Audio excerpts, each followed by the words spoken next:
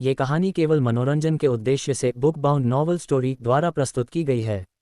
इसमें वर्णित सभी पात्र, स्थान, घटनाएं और परिस्थितियां पूरी तरह से लेखक की कल्पना पर आधारित हैं। इनका किसी भी वास्तविक व्यक्ति, स्थान, घटना या संस्था से कोई संबंध नहीं है। यदि कोई समानता संयोगवश प्रतीत होती है तो कृपया इसे मात्र एक संयोग ही समझें। महत्वपूर्ण सूचना: इस कहानी में 18 जोड़ सामग्री वयस्क विषय वस्तु शामिल हो सकती है, जो केवल प्रौढ़ दर्शकों 18 वर्ष और उससे ऊपर के लिए उपयुक्त है। कृपया इसे अपनी उम्र और मानसिकता को ध्यान में रखते हुए ही देखें। बुक बाउंड नॉवल स्टोरी पर प्रस्तुत सभी कहानियां पूरी तरह से काल्पनिक या फिक्शन आधारित होती हैं। कृपया इन्हें केवल एक मनोरंजन सामग्री के रूप में लें और वास्तविकता से जोड़ने का प्रयास न करें। धन्यवाद। चवन कारण फंस गए। मुंबई सिटी। मुंबई जो इंडिया की इकोनॉमिक राजधानी है, जहां लोग दूर दूर से अपने सपनों को सच करने आते जाते रहते हैं। कुछ के सपने साकार होते हैं और कुछ के सपने सिर्फ सपने बनकर रह जाते हैं। ऐसा ही एक सपना सच करने निकला है करण, जो आज के वैलेंटाइन डे को अपनी जिंदगी का सबसे खूबसूरत दिन बनाने का सपना सच करने चला है। करण मुंबई शहर में रहने वाला एक नॉर्मल सा लड़का, गोरा रंग, काली आंखें, क्लीन शेव, लंबा कद, डैशिंग फेस, मगर कपड़े बिल्कुल मामूली, जो उसे एक मिडिल क्लास होने का प्रूफ देता है। आज करण लोकल ट्रेन से ट्रैवल करके कांदिवली से महालक्ष्मी जा रहा है और आज के दिन ही मुंबई में सबसे ज्यादा बारिश हो रही है। ऐसा लग रहा है जैसे बादल आज मुंबई शहर से नाराज हो। भारी बारिश की वजह से रोडों पर अच्छा खासा ट्रैफिक लगा हुआ है। मुंबई की लाइफलाइन कहलाने वाली लोकल ट्रेन अपनी मंजिल की ओर जोर शोर से चली जा रही है। उसी लोकल ट्रेन में बैठा है करण। करण को किसी चीज से फर्क ही नहीं पड़ रहा है और खुद से ही बोला जा रहा है, क्या करिश्मा मेरा लव प्रॉपोजल एक्सेप्ट करेगी? क्या वो मेरे प्यार को समझेगी? क्या वो मुझसे प्यार करती है? तारांकन करण के हाथ में एक रिंग बॉक्स था जिसे वो घुमाए जा रहा था और करिश्मा की यादों में डूबा हुआ था। तभी उसने देखा कि उसका स्टेशन आ गया है। वो एक अच्छे मुंबईकर की तरह भागकर ट्रेन के दरवाजे पर पहुंच गया और फिर किया था लोगों ने उसे खुद हो गया। असल में जब भी सफ़ेद रोशनी करण के सीने से निकलकर टिमटिमाती है तो हमेशा धर्मेश के साथ कुछ गलत ही होता है। और हुआ भी ऐसा ही। अचानक से किसी शख्स ने उसके हाथ में पकड़े हुई रिंग बॉक्स को करण के हाथ से छीन लिया और वहां से भागने लगा। करण को ये देखकर चक्कर आने लगे। उसे ऐसा लगा जैसे कोई उसकी करिश्मा को रिंग बॉक्स में कैद करके ले जा रहा हो और ये देखकर वो जोर से चिल्लाया, चोर चोर, उसे पकड़ो, पकड़ो उसे। ये कहने के बाद वो भी उस आदमी के पीछे दौड़ने लगा। करण के पास इतना पैसा नहीं था कि वो दोबारा से एक और रिंग ले ले। ये रिंग भी उसने बड़ी ही मेहनत से ली थी, जिसमें उसने रात दिन वेटर का जॉब किया, बिना कुछ खाए पिए बस अपने काम में मगन रहा, सिर्फ अपनी करिश्मा को प्रपोज करने के लिए। और ये आदमी उसकी सारी मेहनत, सारी खुशियां, सारे सपने लेकर जा रहा है। करण ऐसे कैसे किसी को उसकी मेहनत खराब कर देने वाला था? यही सोच के साथ करण ने अपनी भागने की स्पीड बढ़ा दी। लेकिन वो चोर भी कोई नौसिखिया नहीं था। वो भी अपनी पूरी ताकत से भाग रहा था। भागते भागते वो लोग स्टेशन से बाहर आ गया। भाई मेरी रिंग वापस कर दे, आज मेरा सबसे अच्छा दिन है। आज मैं अपनी गर्लफ्रेंड को प्रपोज करने जा रहा हूँ, करण ने भागते हुए ही कहा। जिसे सुन वो चोर भी भागते हुए ही बोला, तो जाना, मेरा पीछा क्यों कर रहा है? अबे वो रिंग तो मुझे लौटा दे, उससे ही तो प्रपोज करूंगा, करण ने चिल्लाते हुए कहा। जिसे सुन उस चोर ने भी चिल्लाते हुए कहा, रिंग जरूरी नहीं है, गुलाब का फूल दे दे उसे, पटी तो बेस्ट वरना नेक्स्ट। हाँ हाँ हाँ। ये सुनकर करण का दिमाग खराब हो गया और उस चोर का पीछा करता रहा। वो लोग छोटी छोटी गलियों में भाग रहे थे। ऐसे ही थोड़ी देर तक पकड़म पकड़ाई के बाद आखिर कार चोर एक जगह पर रुक गया। जहां चोर रुका था वो एक सुनसान रास्ता था जहां एक छोटा सा गराज बना हुआ था। उस चोर को अचानक से रुकते देख करण भी रुक गया। इस समय दोनों लंबी लंबी सांसें ले रहे थे। तभी वो चोर मुड़ा और अपनी चिल जैसी नजरों से करण को घूरने लगा। तभी करण के सीने से वैसी ही सफ़ेद रोशनी दोबारा टीम आने लगी। ये देखकर ही करण का दिमाग खराब हो गया। उसे समझ आ गया कि अब एक और नई परेशानी उसका सामने आने वाली है। और करण की बात को सच करने के लिए उस चोर ने भी एक सीटी बजाई और कुछ ही देर में गराज से 4 लोग बाहर निकले। सब बॉडी बिल्डर टाइप के थे। बके शरीर पर टैटू बने हुए थे। जब करण ने देखा कि उस चोर की सीटी मारने से 4 बॉडी बिल्डर टाइप के लोग बाहर आ गए हैं तो उसका दिल डूब गया। उसकी आंखों के सामने वो 4 लोग किसी नर्क दूत से दिखाई दे रहे थे। उस चोर ने भी करण की हालत का पता लगा लिया, इसीलिए उसे धमकाते हुए बोला, देख भाई, रिंग तो तू दोबारा खर बड़ी ही दलेगा, लेकिन क्या दोबारा अपनी जान खरीद पाएगा? नहीं ना, इसीलिए एडवाइस देता हूँ भाग जा वरना बहुत पछताएगा। वैसे तो करण भी यही सोच रहा था कि यहाँ से भाग जाए और अपनी जान बचा लें, लेकिन वो रिंग उसने बड़े प्यार से करिश्मा के लिए ली थी। उसकी करिश्मा के लिए वो कैसे इतनी जल्दी हार मान सकता था? इसीलिए उसने डरते हुए ही सही लेकिन कहा, देखो भाई प्लीज़ मेरी रिंग वापस कर दो, मैंने बड़े ही मेहनत से आज के दिन के लिए इसे खरीदा था, प्लीज़ मैं हाथ जोड़ता हूँ, मेरा आज का दिन खराब मत करो। ये कहते कहते करण की आंखें डबा गई, लेकिन उनमें से किसी को भी कोई फर्क ही नहीं पड़ा। तभी उनमें से एक आदमी बाहर आया। वो सबका लीडर लग रहा था। उसने उस चोर की तरफ अपनी नज़रें घुमाए और शैतानी आंखें दिखाते हुए बोला, रवि, मैंने तुमसे जो चीज़ मंगवाई थी वो तुम लेकर आ गए ना? उस आदमी की बात समझ वो चोर भी मुस्कराते हुए बोला, शमशेर भाई कुछ मंगवाए और ये छोटा सा आदमी ना ले पाए तो धिक्कार है। ये कहने के बाद रवि ने अपने हाथ में पकड़े हुए रिंग बॉक्स को शमशेर की ओर उछालते हुए आगे कहा, अच्छे से पकड़ो इसे, आपके लिए स्पेशल 23,000 की रिंग लाया हूँ। शमशेर ने ये सुना तो उसने रवि को थैंक यू कहा और सब लोग जोर जोर से शैतानों की तरह हंसने लगे। ये सब देखकर करण को बिल्कुल भी अच्छा नहीं लगा। उसने गुस्से से अपनी मुट्ठियां बड़ी ये चली, लेकिन वो जानता था कि वो लोग पूरे 5 है और वो अकेला वो उनका कुछ नहीं उखाड़ पाएगा। इसीलिए उसने अपने मन को शांत किया और बड़े ही विनम्रता भरे ढंग से बोला, आप लोग प्लीज़ मुझे वो रिंग लौटा दो, मैं उसके बदले में आपको कैश देने के लिए तैयार हूँ, प्लीज़। करण ने तो बड़ी विनम्रता से सब कुछ कह दिया, लेकिन ये बात उन चोरों को कतई ही पसंद नहीं आई और शमशेर ने चिल्लाते हुए कहा, बेवकूफ़, तुझे एक मौका दिया था लेकिन तूने उस मौके को गंवा दिया। अब तू मरेगा, जरूर मरेगा, और मरने के बाद तेरा कैश भी हमारा हो जाएगा। शुक्र तेरी होने वाली गर्लफ्रेंड यहाँ नहीं है, वरना वो भी हमारी हो जाती। हाँ हाँ हाँ। ये सब सुनकर करण का गुस्सा 7वें आसमान पर पहुंच गया और उसने चिल्लाते हुए कहा, बस अब बहुत हुआ। ये कहने के बाद करण उनकी ओर दौड़ गया। वो इन्हें पिट पिट कर अधमरा कर देने वाला था, इनके सर खोल देने वाला था।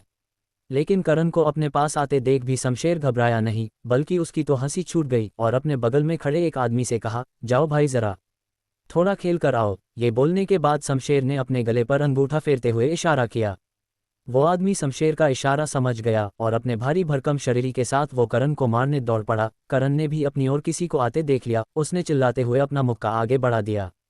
वो अपने मुक्के से उस आदमी का मुंह तोड़ देना चाहता था। उस आदमी ने भी अपना मुक्का आगे बढ़ा दिया और अगले ही पल दोनों के मुक्के एक दूसरे से टकरा गए और हड्डी चटकने की आवाज़ सबको सुनाई दी। फिर एक जोरदार चिक के साथ कोई जमीन पर गिरा। वो कोई और नहीं करण था। उसका चेहरा पीला पड़ चुका था और वो उस आदमी को बड़ी ही घबराहट से देख रहा था और मन ही मन गालियां भी दे रहा था। वही जब सबने देखा कि करण एक ही मुक्के में जमीन की धूल चाट रहा है तो सब उसे तिरस्कार के भाव से उसे देखने लगे। तभी रवि ने शमशेर से कहा, ये अफजल तो कुछ ज़्यादा ही ताकतवर है, अब तो मुझे भी इससे डर लग रहा है। रवि की बात सुनकर शमशेर ने मुस्कराते हुए कहा, वो कैसे ताकतवर नहीं होता, आखिरकार वो रोबिन सरकार का खास आदमी है। वैसे तो हम भी है, लेकिन रोबिन सरकार ने अफजल को खुद ट्रेनिंग दी है, जिस वजह से वो आम आदमियों से 10 गुना ज़्यादा ताकतवर है। शमशेर की बात का जवाब देते हुए रवि ने कहा, बिल्कुल सही कहा, रोबिन सरकार की तो बात ही निराली है। अरे मैंने तो ये भी सुना है कि उनके पास एक दिया है जिन्हें रोबिन सरकार जलता दिया कहते हैं। मुझे ज़्यादा तो नहीं पता, लेकिन एक बार रोबिन सरकार ने कहा था कि उस जलता दिया नाम का हथियार है, जब वो किसी को हरा नहीं पाते तो वो उसका इस्तेमाल करके सामने वाले को जलाकर राख में बदल देते हैं। शमशेर ने भी रवि की बात पर अपना सर हिलाया और कहा, मैंने भी यही सुना है। अब ये कितना सच है और कितना झूठ ये मुझे नहीं पता, लेकिन एक बार रोबिन सरकार ने कहा था कि वो हथियार इस दुनिया का नहीं है बल्कि किसी और ही दुनिया का है। वैसे मुझे तो उस बात पर ज़रा सा भी भरोसा नहीं है। खैर, हमें इससे किया, हमें तो अभी अच्छा खासा प्रोग्राम देखने को मिल रहा है, तो उस प्रोग्राम को एंजॉय करते हैं। सही कहा। रवि ने भी शमशेर की बात पर हामी भरी और दोनों करण की ओर देखने लगे।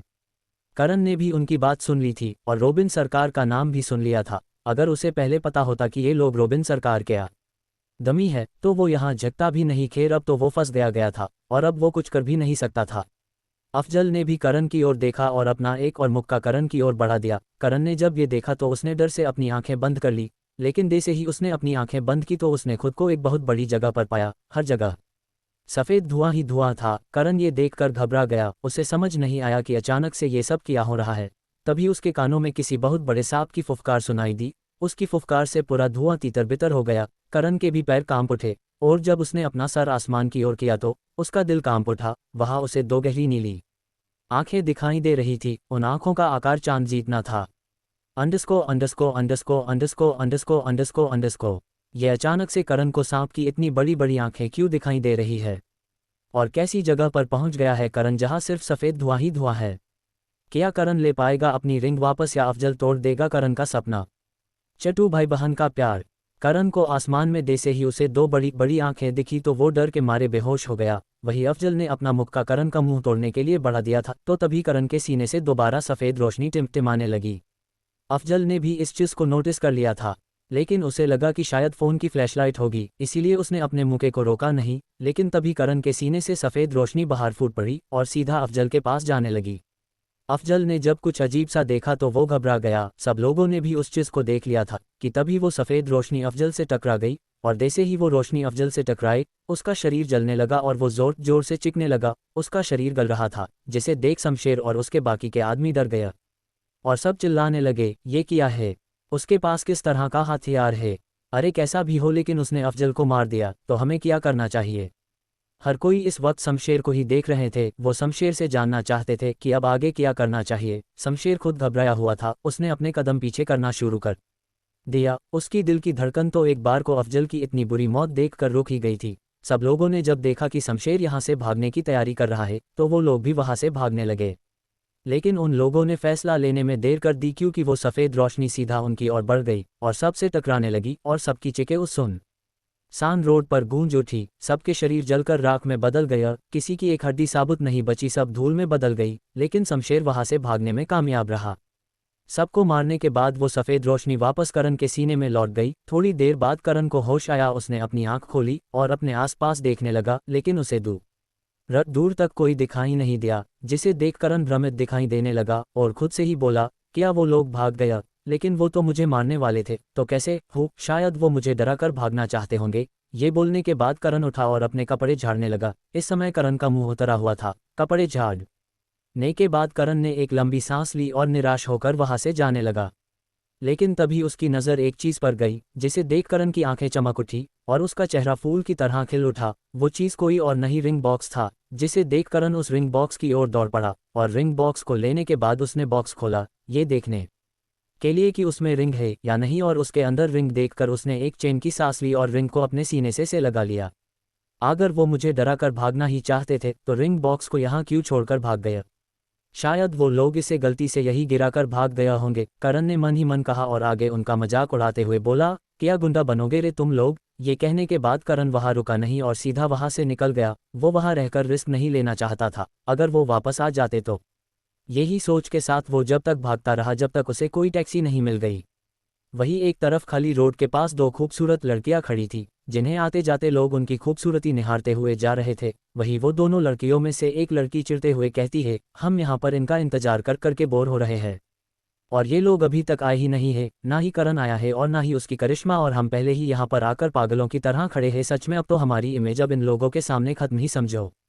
दूसरी लड़की ने ये सुना तो उसे समझाते हुए कहा, पहले आने वाले की इमेज खराब नहीं होती, बल्कि वो टाइम का पाबंद होता है। और बात रही उन लोगों की, तो बारिश कितनी हुई है पता है ना तुझे? आज ट्रैफिक भी बहुत ज़्यादा होगा। तू गुस्सा मत हो दीपिका, वो लोग आते ही होंगे।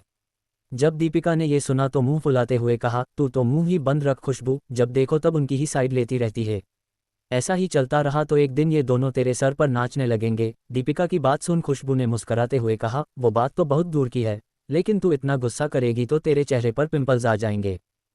असल में खुशबू और दीपिका करण की कज़न सिस्टर्स है, जो करण और करिश्मा का काफ़ी देर से इंतजार कर रही है। खुशबू ने दे से ही पिंपल्स का नाम लिया तो दीपिका घबरा गई और जल्दी से अपने चेहरे को निहारने लगी। उसे डर था कि अगर पिंपल्स उसके चेहरे पर आ गया तो उसे मास्क ना पहनना ना पड़े। खुशबू ने उसकी नौटंकी को नज़रअंदाज किया और अपनी नज़र खुशबू से फिरा ली, लेकिन तभी उसकी नज़र आते हुए करण पर पड़ी तो उसके चेहरे पर एक स्माइल आ गई और बोली, वो आ गया। जब खुशबू ने यह सुना तो उसे लगा कि उसके चेहरे पर पिंपल आ गया, और ये सोचते ही उसका दिमाग खराब हो गया और बार बार अपने चेहरे को फ़ोन के फ्रंट कैमरे में देखकर परेशान होने लगी। पिंपल नहीं आना चाहिए, बिल्कुल नहीं आना चाहिए, मेरा खूबसूरत सा चेहरा खराब हो जाएगा। भगवान ऐसा मत करो, इतना जुर्म मत करो। लेकिन बहुत बार अपने चेहरे को देखने के बाद भी दीपिका को उसके चेहरे पर एक भी पिंपल नहीं दिखा तो वो शांत हो गई और गुस्से वाली नज़रों से खुशबू को देखने लगी।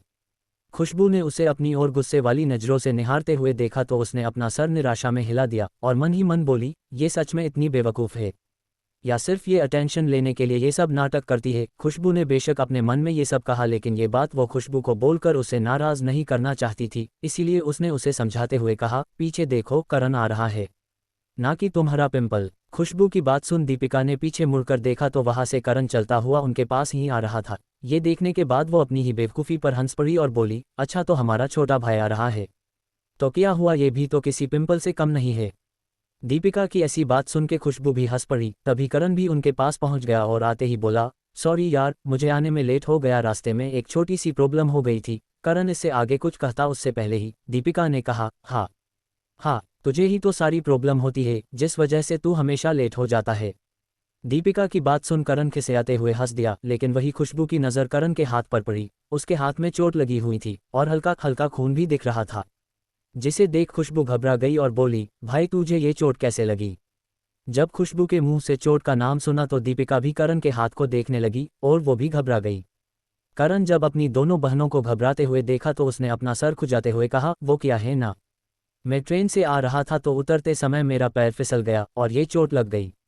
करण की बात सुन दीपिका को गुस्सा आ गया और बोली, तो किसने कहा था लाड साहेब को ट्रेन से आने को? आज के दिन टैक्सी से नहीं आ सकते थे? दीपिका और भी गुस्सा निकालने वाली थी, लेकिन खुशबू ने उसे शांत करवा दिया और करण के पास गई और अपने हैंडबैग में से अपना रुमाल निकालकर करण की चोट पर बांधते हुए कहा, झूठ भी ऐसा बोलो जो सच लगे। खैर ज्यादा नहीं लगी, ये अच्छी बात है।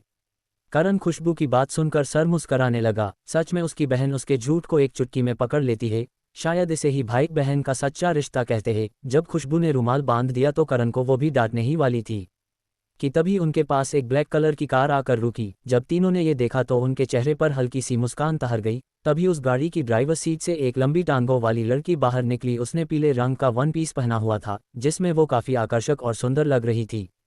वो लड़की भागती हुई खुशबू से गले लग गई और बोली, कैसी है खुशबू मेरी जान? बस ठीक हूँ खुशी मेरी जान। खुशबू ने भी खुशी की तरह ही कहा, जिसे सुन सब लोग हंस दिए। तभी दीपिका ने भी खुशी से कहा, तू तो आ गई, लेकिन करिश्मा कहाँ है? करिश्मा का जिक्र होते ही करण के कान खड़े हो गए और वो भी खुशी के जवाब का इंतजार करने लगा। तभी खुशी ने दीपिका को जवाब देते हुए कहा, वो कहाँ ही होगी, काम की ना काज की, दुश्मन अनाज की।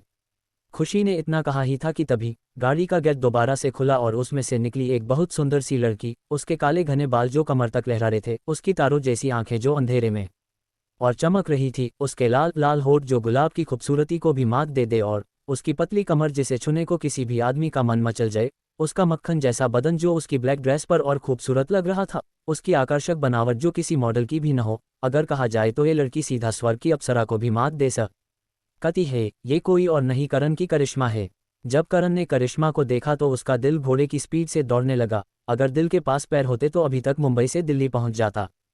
खैर, खुशी की बात का जवाब देते हुए करिश्मा ने कहा, ओह विस्मयादिबोधक चिन्ह, विस्मयादिबोधक चिन्ह। ओह देखो तो कौन कह रहा है, जो खाना खाने के बाद अपनी प्लेट को किचन में भी नहीं रखती और आई बड़ी मुझे ताना मारने। करिश्मा की बात सुनकर सब हंस दिए। थोड़ी देर ऐसे ही मस्ती मजाक करने के बाद दीपिका ने करिश्मा से कहा, रात के 12 बज चुके हैं, अब हम जाने कहाँ वाले हैं। दीपिका की बात पर सब लोग करिश्मा को देखने लगे। करिश्मा ने मुस्कुराते हुए कहा, इसमें टेंशन लेने वाली कौन सी बात है? ये कहने के बाद करिश्मा ने खुशी की तरफ देखा। खुशी समझ गई अब उसे कहना है, इसीलिए उसने कहा, जब हम आ रहे थे तो पहले तो हमारा प्लान था कि नाइट क्लब जाएंगे, लेकिन अचानक से हमने अपना प्लान बदल दिया। ये कहने के बाद खुशी ने सबको अपने पीछे आने का इशारा किया और अपनी गाड़ी की डिग्गी की ओर चली गई। करिश्मा को छोड़कर सब वहीं चले गए। तभी खुशी ने खुश होते हुए डिग्गी खोली और कहा, यह है हमारा आज रात का प्लान। जब सबने गाड़ी की डिग्गी में देखा तो करण को छोड़कर सबकी आंखों चमक उठी। अंडरस्को अंडरस्को अंडरस्को अंडरस्को अंडरस्को अंडरस्को ऐसा किया था गाड़ी की डिग्गी में, और धर्मेश को वो चीज़ पसंद क्यों नहीं आई?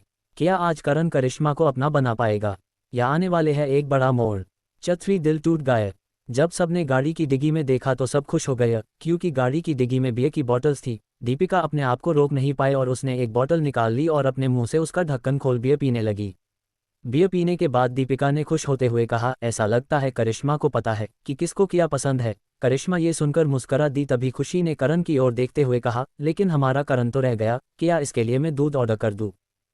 खुशी की बात पर सब हंस दिए। तभी करिश्मा ने कहा, उसकी ज़रूरत नहीं है, आज मैं भी तो देखूं कि करण बियर कैसे नहीं पिता। ये कहने के बाद करिश्मा करण को देखकर मुस्कराने लगी। करण भी बेबसी से मुस्करा दिया। तभी दीपिका ने कहा, बस यही रोड पर हमें बियर पार्टी करनी है, या फिर कोई और प्लान है? नहीं यार, तू कैसी बात कर रही है? आज रात हम मुंबई दर्शन करेंगे और रास्ते भर एंजॉय करेंगे याहू। खुशी ने चिल्लाते हुए ये कहा, जिसे सुन सब और एक्साइटेड हो गए और एक के बाद एक सब गाड़ी में घुस गए। और छोटे उशी ने गाड़ी आगे बढ़ा दी। फिर खुशी ने गाड़ी में पार्टी सॉन्ग चालू कर दिए और सब गाड़ी में ही नाचते गाते मस्ती करते हुए मुंबई घूमने लगे। तभी करिश्मा ने करण को देखा और मुस्करा दी। फिर उसने एक बियर की बोतल करण की ओर बढ़ा दी। जब करण ने करिश्मा को बोतल देते हुए देखा तो वो झिझकने लगा। तभी सब लोगों ने भी शोर करना बंद कर दिया और सब लोगों ने करिश्मा और करण को देखकर अजीब अजीब सी आवाज़ें निकालना शुरू कर दिया। ओह हो! जब करण और करिश्मा ने ये देखा तो वो शर्मा गया। करिश्मा ने जब देखा कि करण शर्मा रहा है और बियर नहीं ले रहा तो उसने बियर की बोतल वापस ली और अपने होठों से लगा ली। ये देखकर तो सब और अजीब अजीब सी आवाज़ें निकलाने लगे। तभी करिश्मा ने एक घुट बियर पी और करण की ओर वही बॉटल बढ़ा दी। बॉटल पर अभी भी करिश्मा के होठों की लिपस्टिक लगी हुई थी, जिसे देख सबने करण को देखकर उल्टे सीधे इशारे करने शुरू कर दिए। करण ये सब देखकर शर्मा गया, लेकिन जब उसने करिश्मा किया आंखों में देखा जहां उसे करण को बियर पिलाने की उम्मीद झलक रही थी, तो उसने भी वो बॉटल करिश्मा के हाथों से ली और एक ही सांस में पूरी बियर गटक गया। ये सब देखकर सब लोग बहुत खुश हो गए। सब लोग करिश्मा और करण को हमेशा साथ देखना चाहते थे। तभी खुशी ने फिर से गाने चालू कर दिए और फिर से सब लोग मस्ती में झूम उठे। करण ने करिश्मा को देखा और मन ही मन बोला, मैं तुम्हारी किसी भी उम्मीद को टूटने नहीं दूंगा करिश्मा।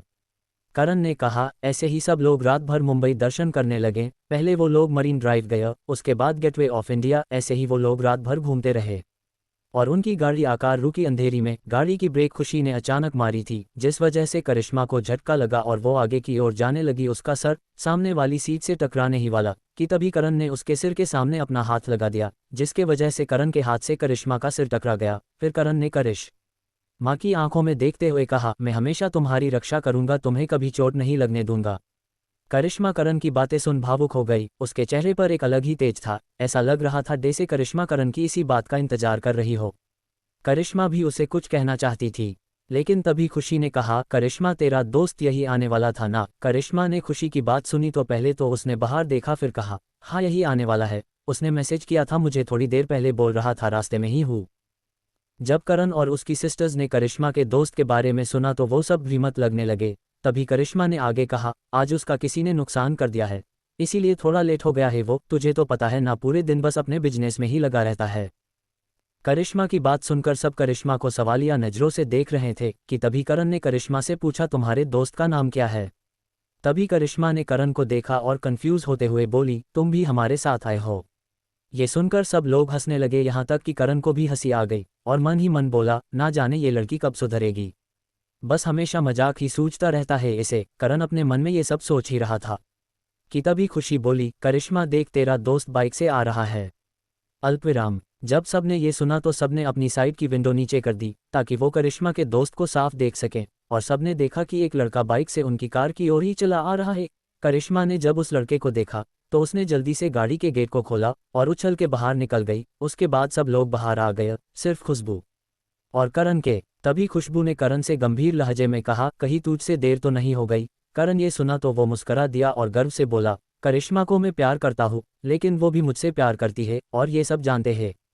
करण का कॉन्फिडेंस देख खुशबू मुस्करा दी। तभी करण ने आगे कहा, अब तू बाहर जा और मुझे प्रैक्टिस करने दे। हाँ कर ले, best of luck my charming bro. ये कहकर खुशबू भी गाड़ी से बाहर निकल गई।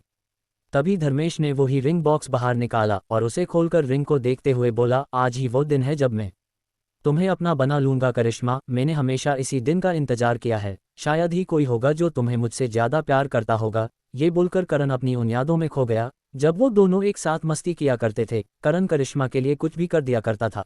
कॉलेज की लाइफ के दिन, फिर साथ में घूमने जाना, और छोटी बातों पर झगड़ा करना, फिर उन्हीं बातों पर हंस हंस कर टाइम पास करना। वो हर लम्हा जब करिश्मा करण के साथ थी, वो समय करण की जिंदगी के सबसे खुशी के दिन थे।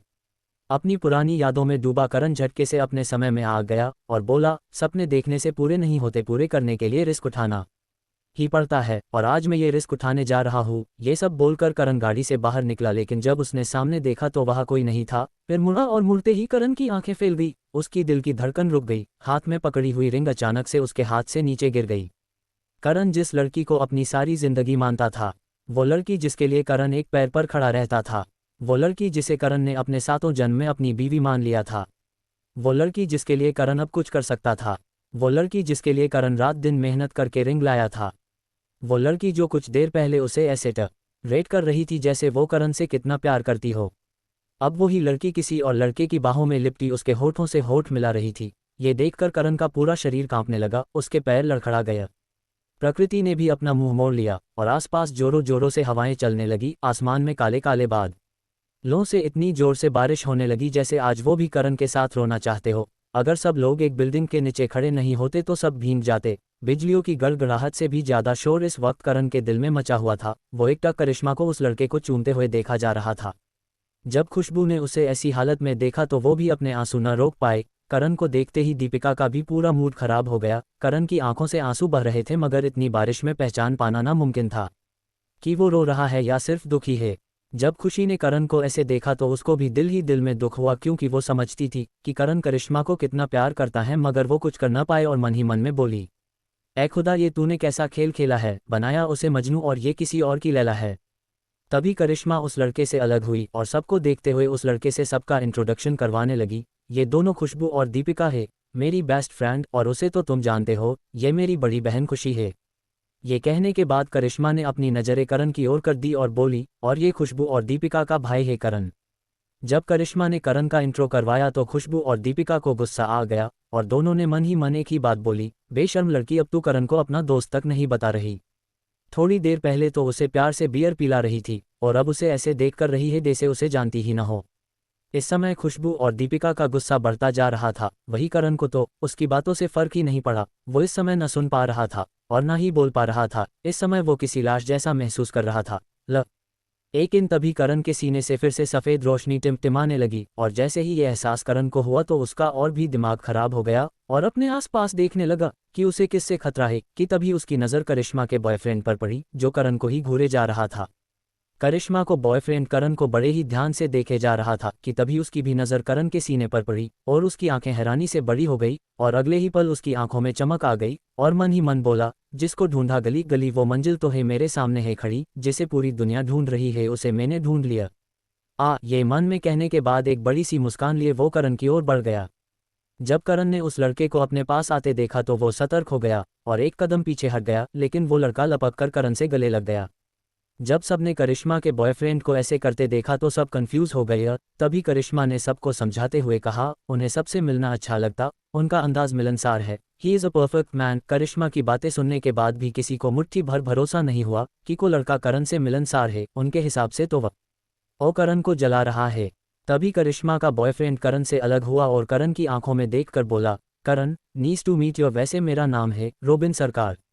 और बस ये नाम सुनते ही करण के कान खड़े हो गए। उसे याद आया जब वो थोड़ी देर पहले उन गुंडों से मिला था तब उन्होंने रॉबिन सरकार का जिक्र किया था। अल्पविराम। करण को रॉबिन सरकार से डर भी लग रहा था और उसे रॉबिन सरकार पर गुस्सा भी आ रहा था। आखिरकार रॉबिन सरकार भी एक गुंडा ही है जिसे उसकी करिश्मा पसंद करती है, वो एक गुंडा कैसे हो सकता है। करण ये सब सोच ही रहा था कि तभी करिश्मा ने करण से पूछा, तुम्हारे सीने से सफ़ेद रोशनी क्यों निकल रही थी। करिश्मा इस समय काफ़ी हैरान थी, उसने भी उस रोशनी को देखा था और वो इस बारे में जानना चाहती थी। तभी करण बोला, वो मेरा फ़ोन अब पॉकेट में है, जब भी कोई मैसेज आता है तब फ्लैश जलता है, कोई बड़ी बात नहीं है। ये सुनकर करिश्मा का इंटरेस्ट खत्म हो गया और फिर वो करण को इग्नोर करके सबको रॉबिन सरकार के बारे में बताने लगी। और यहाँ रॉबिन अभी भी करण को ही देखा जा रहा था और मन ही मन बोला, फ्लैश, सही कहा तूने, फ्लैश ही तो है ये, बस मोबाइल का तो बिल्कुल नहीं है। अब करण के वहाँ रुकने का कोई मूड नहीं था, इसीलिए उसने खुशबू से कहा, सुन न खुशबू, मुझे अर्जेंटली जाना है, मेरे दोस्त का मैसेज आया है, उसका एक्सीडेंट हो गया है, उसे मेरी ज़रूरत है। ठीक है, मैं निकलता हूँ। करिश्मा को छोड़कर सब समझ रहे थे कि करण झूठ बोलकर यहाँ से जाना चाहता है। तभी करिश्मा बोली, हम भी चलते हैं, तेरा दोस्त मतलब हमारा भी कुछ हुआ न। करिश्मा इससे आगे कुछ कहती उससे पहले ही दीपिका ने कहा, मैं और करण जा रहे हैं, तुम लोग टेंशन मत लो। दीपिका का भी अब वहां रहने के मूड नहीं था, आखिरकार उसके भाई को इतना बड़ा धोखा जो मिला था। दीपिका की बात सुनने के बाद करण ने जल्दी से कहा, नहीं नहीं, आप लोग प्लीज़ कंटिन्यू करो, मैं जा रहा हूँ। फिर करण वहाँ एक पल भी नहीं रुका और वहाँ से चला गया। जैसे ही करण सबकी नज़रों से ओझल हुआ तो जो आंसू उसने अभी तक रोके हुए थे वो एक एक करके उसकी आंखों से छलक आए। जहाँ करण अपने आंसू बहाता जा रहा था वही करिश्मा ने सबको देखते हुए कहा, अभी हमारा एक और प्लान है, हम यहाँ से। करिश्मा इससे आगे कुछ बोल पाती उससे पहले ही खुशबू ने करिश्मा की बात काटते हुए कहा, सॉरी गाय सर, तुम लोग एंजॉय करो, हमें निकलना होगा। तभी दीपिका ने भी कहा, हाँ, हम लोगों ने कैब भी बुक कर दी है। दीपिका ने इतना कहा ही था कि उनके सामने एक कैब आकर रुक भी गई। करिश्मा कुछ कहती उससे पहले ही दोनों बहनें कैब में बैठी और वहां से चली गई और करिश्मा का मुंह खुला का खुला ही रह गया। उसे कुछ समझ नहीं आया कि ये क्या हुआ, इसीलिए उसने अपनी बहन खुशी को सवालिया नज़रों से देखा। खुशी भी समझ गई कि करिश्मा क्या सोच रही है। खुशी को करिश्मा पर गुस्सा तो बहुत आ रहा था, लेकिन वो उसकी बहन थी, इसीलिए उसने खुद के गुस्से को कंट्रोल किया और बोली, कुछ काम आ गया होगा उन्हें, और कल उनका कॉलेज भी तो है। करिश्मा ने यह सुना तो उदासी से अपना सर हिला दिया। अंडरस्को अंडरस्को अंडरस्को अंडरस्को अंडरस्को अंडरस्को अंडरस्को अंडरस्को अंडरस्को किया सच में करिश्मा करण से प्यार नहीं करती? अब क्या करेगा करण? और क्या मतलब था रॉबिन के कहने का? ये कैसा मोड़ आया है करण की जिंदगी में? क्या करण इस दर्द से निकल पाएगा? चफोर करण की सुपर पावर। वहां से निकलने के बाद करण एक सुनसान रोड पर भारी बारिश में अकेला चला जा रहा था। उसकी आंखें से आंसू निकलते जा रहे थे और उसके दिमाग में सिर्फ वो पुरानी तस्वीरें याद आ रही थी, उनकी पहली मुलाकात, पहली बार करिश्मा का मुस्कुराना, दोनों की दोस्ती और उस दोस्ती में कई सारी मस्तियां। करण इन यादों में इतना डूब गया कि उसे पता ही नहीं चला कि वो एक ब्रिज के ऊपर पहुंच गया है, जिसके नीचे से एक बड़ी नदी बह रही है। जब करण ने नदी की तरफ देखा तो उसे वो नदी किसी टीवी स्क्रीन जैसी लगी, जिस पर करिश्मा के साथ बिताए हुए लम्हों की यादें चल रही हो। काफी देर तक नदी की ओर देखते देखते उसका दिल दर्द के पहाड़ के नीचे दबता चला जा रहा था, लेकिन तभी उसके सीने में से वो सफेद रोशनी दोबारा टिमटिमाने लगी, जिसे देख करण सतर्क हो गया। उसकी आंखें हर जगह घूम रही थी कि तभी उसे ब्रिज के ऊपर एक लड़का बाइक चलाता हुआ नजर आया जो उसके पास ही आ रहा था। करण ने जब उस बाइक वाले को गौर से देखा तो उसकी आंखें छोटी हो गई और उसने खुद से ही कहा, ये रॉबिन सरकार यहाँ क्या कर रहा है? ये कहने के बाद उसने पहले अपने आंखों से बहते आंसू पोंछे और फिर वो रॉबिन सरकार को देखने लगा। रॉबिन सरकार उससे 20 मीटर दूरी पर रुक गया और करण को अपनी शिकारी नजरों से देखने लगा। फिर वो बाइक से उतरा और बड़े ही नाटकीय अंदाज में बोला, ओह ओह, तुम तो मुझे बड़ी आसानी से मिल गया। करण ने ये सुना तो उसने सीधा पूछा, तुम मुझे ढूंढ रहे हो? लेकिन क्यों? किया, कैसे, ऐसे तैसे? ये सब छोड़ो और आज अपनी जान मुझे देकर मुझे मेरे इनाम का हकदार बनने का मौका दो, रॉबिन ने अपना हाथ हिलाते हुए कहा, जिसे सुन करण के पैरों तले जमीन खिसक गई। लेकिन अगले ही पल उसने सोचा कि वैसे भी अब बचा ही क्या है, कितना जीऊंगा उतना ही तड़पता रहूंगा, क्योंकि करिश्मा के बिना करण का क्या ही वजूद है। तभी रॉबिन करण की ओर उसे मारने के लिए दौड़ गया। उसने अपना पंच करण की ओर बढ़ा रखा था और ना जाने वो किया था कि रॉबिन के पंच में हल्की हल्की नीली रोशनी दी खाई देने लगी थी और उसका पंच एक आम इंसान से 1000 गुना ज्यादा ताकतवर हो गया था, जिससे ब्रिज के नीचे की नदी में लहरें बनने लगी थी। करण ये देखकर सुन हो गया। वो आज पहली बार ऐसा कुछ देख रहा था। उसे नहीं पता था कि रॉबिन क्या कर रहे, लेकिन उसे ये समझ आ गया कि रॉबिन कोई आम इंसान तो बिल्कुल भी नहीं है। रॉबिन के चेहरे पर गर्व भरी मुस्कान थी और उसका पंच करण के करीब पहुंच ही गया था और करण का शरीर एक ही जगह पर जम सा गया, जैसे उसे किसी ने बर्फ की सिल्ली में कैद कर दिया हो। करण मान गया था कि अब वो मरने वाला है, क्योंकि पंच अगर करण को पड़ता तो करण के चिथड़े उड़ जाने वाले थे। लेकिन करण ने अपनी आंखें बंद नहीं की, वो अपनी मौत को अपनी आंखों से देखना चाहता था। रॉबिन भी खुश था, आखिरकार वो करण को मार के उसका इनाम जो पाने वाला था। लेकिन अचानक से उसका चेहरा फीका पड़ गया, क्योंकि जैसे ही रॉबिन का पंच करण से टकराने ही वाला था, उसी वक्त करण के अंदर से सफ़ेद रोशनी फूट पड़ी और सीधा जाकर रॉबिन से टकरा गई और वो अड़ता हुआ काफी दूर जाकर गिरा। और जिस पंच से वो करण को मारने वाला था, अब वही हाथ उसका टूट चुका था। जब करण ने ये सब देखा तो उसकी आंखें फैल गई और उसने अपने सीने की ओर देखा जहां से सफ़ेद रोशनी निकल रही थी। उसका सर चकरा रहा था, लेकिन अगले ही पल उसकी आंखें चमकने लगी और फिर उसने रॉबिन को देखा जो काफी दूर जाकर गिरा पड़ा था। करण ने खुश होते हुए कहा, ऐसा लगता है ये मुझे खतरों से अलर्ट ही नहीं बल्कि दुश्मनों को सबक भी सिखा सकती है। इसका मतलब मेरे पास एक तख्तावर हथियार है। ये कहते ही करण का दिल गार्डन हो गया। रॉबिन भी उठा और करण को देखने लग। फिर उसने अपने टूटे हुए हाथ को एक झटका दिया और उसका हाथ उसकी बाह से उखड़ गया। ये देखकर करण की तो बोलती ही बंद हो गई। फिर रॉबिन ने अपने दूसरे हाथ में पहनी हुई एक काले रंग की अंगूठी की ओर देखा और अगले पल ही अंगूठी में से एक हाथ बाहर निकलकर रॉबिन सरकार के शरीर में जुड़ गया। जब करण ने ये देखा तो उसने अपनी आंखें 10 बार साफ की, लेकिन उसे वही नज़ारा दिख रहा था। इस बार करण सच में डर गया। उसे यकीन नहीं हो रहा था कि बिना ऑपरेशन के हाथ निकाल लेना और दूसरा हाथ जोड़ लेना ये कैसे हो सकता है, इंसान है या रोबोट। करण की हैरानी से अलग रॉबिन ने अपना काम पूरा किया और करण को देखते हुए एक स्माइल दी और बोला, जैसा कि दानव राजा विकराल देवदत्त महासुर ने कहा था, डिवाइन फायर वाले को पकड़ना बहुत मुश्किल होने वाला है। आज मुझे उनकी बात पर पूरा भरोसा हो गया कि वो सच कह रहे थे, लेकिन मैं अपनी जान देकर भी तुझे मां रखकर ही रहूंगा। करण ने जब ये सुना तो वो कुछ समझ नहीं पाया और बोला, ये डिवाइन फायर क्या है और वो क्या नाम लिया तुमने, राजा महासुर, और ये कौन है? ये छोड़ो, तुम कौन हो भाई? करण की बात पर रॉबिन हंसा और बोला, ये सब सवाल तुम खुद उनसे ही पूछ लेना। जब मैं तुम्हें मार के तुम्हारी आत्मा को उनके पास ले जाऊंगा तब। ये कहने के बाद रॉबिन दोबारा करण को मारने की ओर दौड़ा, लेकिन फिर से सफ़ेद रोशनी ने उसे दूर फेंक दिया। ऐसा ही 19 बार हुआ, जिसे देख करण बोर होने लगा और रॉबिन का गुस्सा बढ़ता जा रहा था।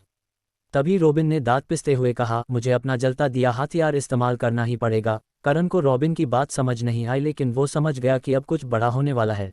तभी रॉबिन ने अपनी अंगूठी से एक दिया निकाला, उस दिए की बनावट बहुत अजीब थी। रोबिन ने उस दिए को अपनी हथेली पर रख लिया। हथेली में रखते ही दिए में एक अलग सा प्रकाश दिखाई देने लगा। तभी रोबिन ने अपनी आध्यात्मिक शक्तियां उस दिए में डालना शुरू कर दी। ऐसा करते ही रोबिन के आसपास शक्तियां जमा होने लगी, को सीधा उस दिए में जाने लगी। कुछ पल बाद ही वो दिया जलने लगा। उस दिए के जलते ही आसपास का मौसम बदल गया। हर जगह गर्म हवाएं चलने लगी, नदी का पानी उबलने लगा, आसपास के पेड़ जलने लगे। ऐसा लग रहा था जैसे सूरज धरती पर उतरने वाला हो। करण ये देखकर अंदर तक कांप गया और खुद से ही बोला, तो ये है जलता दिया। ये तो सच में बहुत ताकतवर है। इसका मतलब मैं यहाँ जलकर तंदूरी बन जाऊंगा? नहीं नहीं, मुझे कुछ करना होगा। ये कहने के बाद करण ने कुछ सोचा और बोला, क्या ये सफ़ेद रोशनी मेरी बात मानेगी? माननी ही चाहिए, मेरी बॉडी में रहती है तो मेरी कमांड नहीं मानेगी तो किसकी मानेगी? ये कहने बाद करण ने अपने सीने की तरफ देखा और बोला, सफ़ेद रोशनी मेरे लिए सुरक्षा कवच बनाओ। करण ने इतना कहा ही था कि तभी उसके सीने से सफ़ेद रोशनी बाहर निकलने लगी और करण को चारों तरफ से एक अंडे के आकार में घेर लिया। करण ये देखकर बहुत खुश हो गया और जो कुछ देर पहले उसे धोखा मिला था उसे वो एक झटके में कुछ देर के लिए भूल गया। रोबिन ने भी ये देख लिया था, लेकिन वो रुका नहीं और उसके पीछे एक दिए की विशालकाय आकृति बनने लगी और जैसे ही वो आकृति पूरी बनी, नदी का पानी सूखने लगा, धरती काली पड़ने लगी, रोबिन की आंखों में दिए की आग दिखने लगी। तभी उस विशालकाय आकृति से दो बड़े बड़े आग के गोले न छोटी ई कले। करण ये देखकर घबरा गया, लेकिन उसने अपनी सफ़ेद रोशनी पर भरोसा किया और सीना फुलाकर खड़ा रहा। तभी रोबिन ने वो आग के गोले करण की ओर भेज दिए और वो गोले सीधा करण की ओर जाने लगे। करण ने अपनी मुट्ठी भींच ली और इस हमले के लिए तैयार हो गया। तभी वो दो आगे के गोले करण के कवच से टकरा गया और एक रूह कपा देने वाला धमाका हुआ। रोबिन भी धमाके की वजह से कुछ दूर तक घसीटता हुआ गया, लेकिन इस वक्त उसके चेहरे पर एक मुस्कान थी और उसी तरफ देखा जा रहा था जहां कुछ देर पहले वो धमाका हुआ था।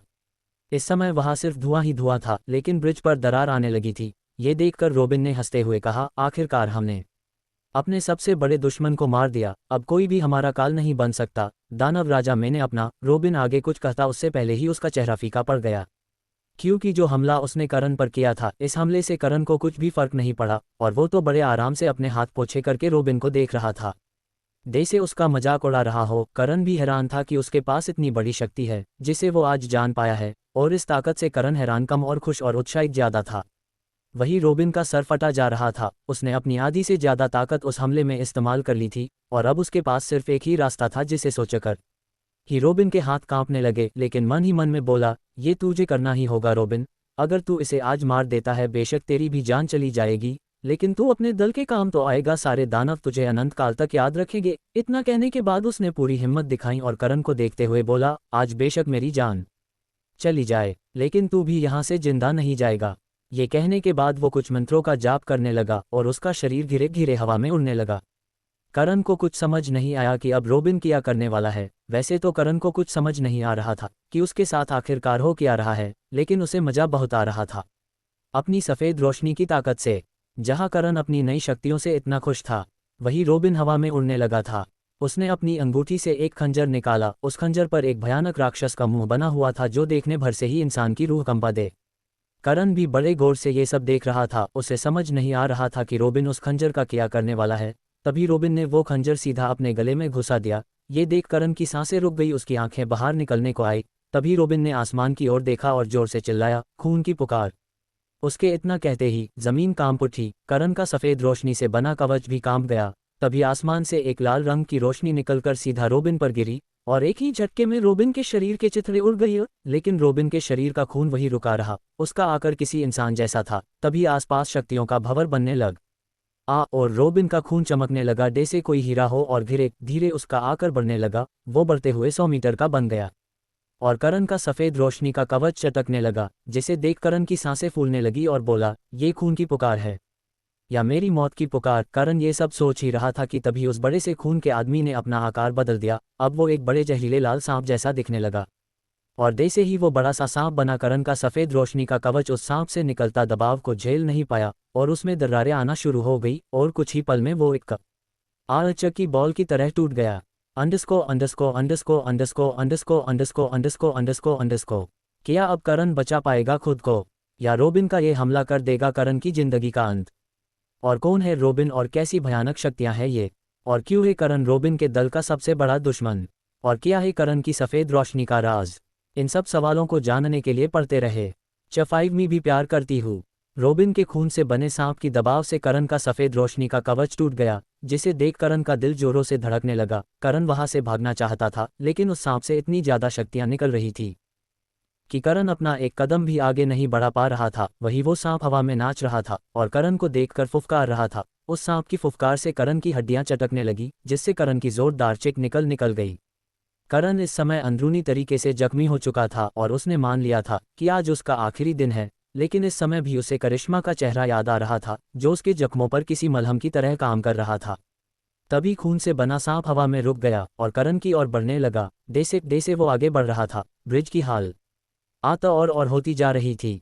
करण ने उस सांप को खुद के पास आते देख लिया और उसकी आंखों में उस सांप की छवि दिखने लगी और उसने अपने जीने की आखिरी उम्मीद भी खो दी। लेकिन तभी उसके सामने की जगह धुंधली पड़ने लगी और अगले ही पल वहां एक लड़की खड़ी हो गई, लेकिन उसका शरीर धुंधला था और उसके काले लहराते बाल उसकी कमर तक आ रहे थे। करण को सिर्फ उस लड़की की पिठ ही दिखाई दे रही थी, लेकिन उसे समझने में देर नहीं लगी कि वो कौन है। और जब उसे समझ आया कि उसके सामने कौन खड़ा है तो उसकी आंखें फैल गई, उसके हाथ पैर कांपने लगे और वो जोर से चिल्लाया, करिश्मा, वहां से हट जाओ वहां से करिश्मा, अपनी जान खतरे में मत डालो।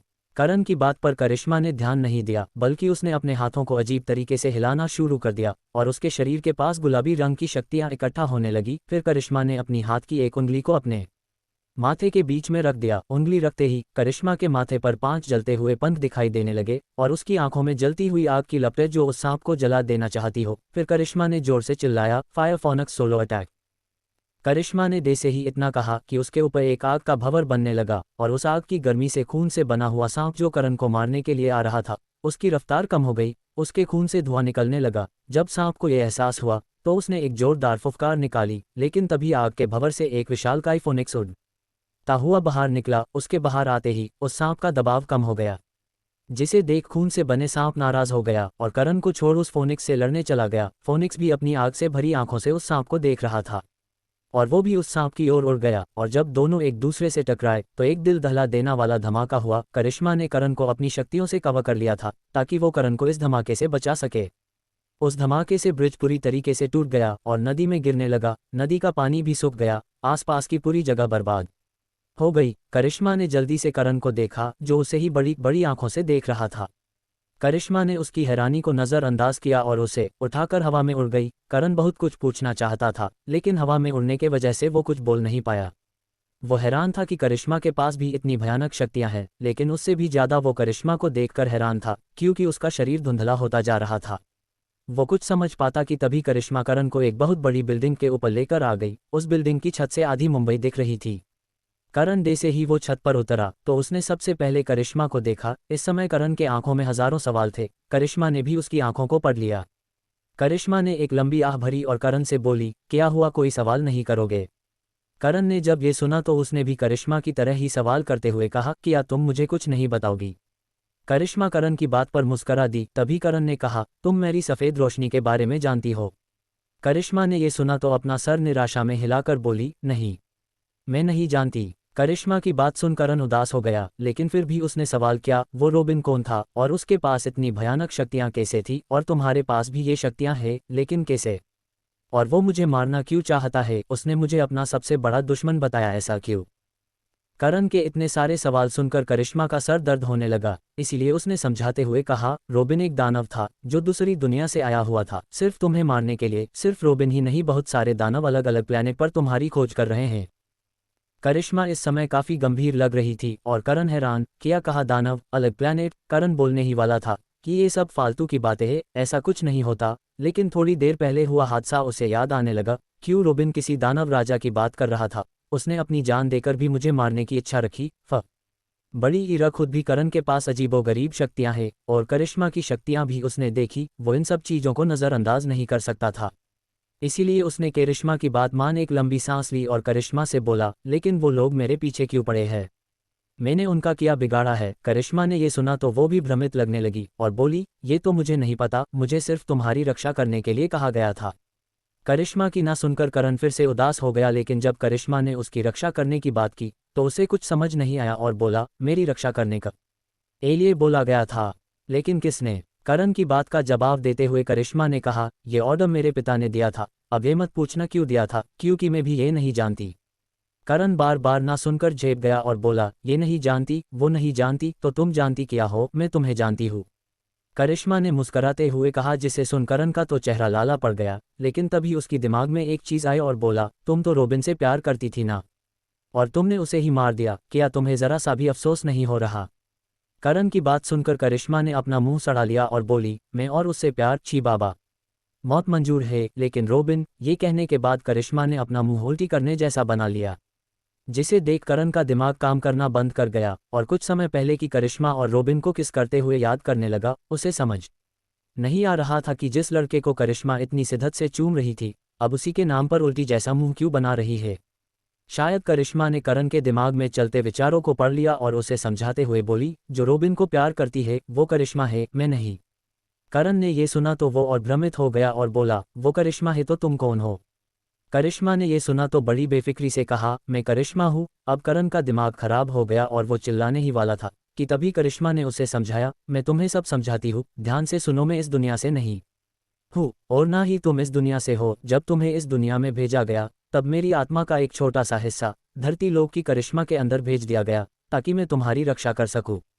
जब करण ने करिश्मा के मुंह से ऐसी बात सुनी तो उसका सर घूमने लगा। उसे ऐसा लगा जैसे करिश्मा उसको किसी फिल्म की कहानी बता रही हो। तभी उसने करिश्मा को देखते हुए कहा, ये नई दुनिया क्या है? और ये आत्मा टुकड़ा है या फ़ोन का चार्जर जो किसी भी प्लग में घुस जाता है? इस समय करण हैरान, परेशान और पागल हुआ जा रहा था। पहले सफ़ेद रोशनी का मसला, फिर रॉबिन और अब करिश्मा की बातें। करिश्मा ने जब करण की ये बात सुनी तो उसे सी गई। करिश्मा को हंसते देख करण ने उसे देखा और कुछ सोचा और बोला, अगर तुम एक आत्मा का टुकड़ा हो तो इसका मतलब जब मैं दूसरी करिश्मा के साथ होता हूँ तो तुम उसकी बॉडी पर काबू कर लेती हो, और जब मैं उस करिश्मा से दूर होता हूँ तो तुम उसकी बॉडी से अपना कंट्रोल हटा देती हो। इसका मतलब जब उस वाली करिश्मा ने रॉबिन को किस किया तो वो तुम नहीं थी, और जिस करिश्मा को मैं जानता हूँ। करण इससे आगे कुछ कहता तभी करिश्मा ने उसकी बात काटते हुए कहा, सिर्फ जानते हो, प्यार नहीं करते। करिश्मा करण से ये सवाल करने के बाद करण की आंखों में ही देखी जा रही थी, जैसे कह रही हो, अब तो बोल दे बुद्धू कि मैं तुमसे प्यार करता हूँ और तुम हमेशा करण की करिश्मा बनकर ही रहने वाली हो। करण करिश्मा की बात सुनकर शर्मा गया और पहले उसने अपन सर खुजाया और फिर उंगलियों को अपने गालों पर मारने लगा और फिर से सर खुजाने लगा। करिश्मा ने ये देखा तो उसे मन ही मन हंसी गई और उसने करण को छेड़ते हुए कहा, ठीक है, मैं समझ गई, अब मैं बड़ी ही किसी अच्छे से लड़के को देखकर उससे शादी कर लूंगी। करण ने जब ये सुना तो वो हड़बड़ा गया और अपनी लड़खड़ाती जबान से बोला, ये तुम क्या बोल रही हो? शादी कभी नहीं, तुम किसी और से शादी नहीं कर सकती। ये कहने के बाद करण ने अपनी नज़रें चुराना शुरू कर दी। इस समय वो काफ़ी शर्मा रहा था और उसने जो भी प्लानिंग की थी करिश्मा को प्रपोज करने के लिए, वो सब धरी की धरी रह गई।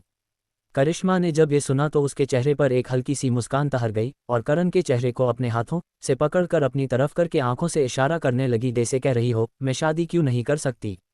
करण भी करिश्मा का इशारा समझ गया और उसने पूरी हिम्मत करके कहा, तुम किसी और से शादी नहीं कर सकती क्योंकि मैं तुमसे प्यार करता हूँ। हाँ, बेशक तुम एक आत्मा हो, लेकिन मैं तब भी तुमसे प्यार करता हूँ और आगे भी करता रहूंगा। क्या तुम मुझसे प्यार करती हो? करण की बात सुनकर करिश्मा की आंखें भर आए। अगर करिश्मा अभी एक आत्मा रूप में नहीं होती तो बेशक वो रो देती, लेकिन तभी करिश्मा की आत्मा टीमाने लगी। ये महसूस कर करिश्मा ने करण का हाथ पकड़ लिया और बोली, मैं भी तुमसे प्यार करती हूँ, बहुत ज़्यादा करती हूँ। करिश्मा की बात सुनने के बाद करण का तो खुशी का ठिकाना ही नहीं रहा, लेकिन तभी करिश्मा ने कहा, अब तुम्हें वापस अपनी दुनिया में लौटना होगा करण, और ताकतवर बनना होगा, वरना सब कुछ खत्म हो जाएगा। अंडरस्को अंडरस्को अंडरस्को अंडरस्को अंडरस्को अंडरस्को अंडरस्को अंडरस्को। करिश्मा के कहने का क्या मतलब है? और क्या खत्म होने की बात कर रही है करिश्मा? क्या करिश्मा अपने साथ करण को दूसरी दुनिया में ले जाने वाली है? क्या सच में रॉबिन एक दानव था? अब क्या मोड़ लेने वाली है करण और करिश्मा की प्यार कहानी?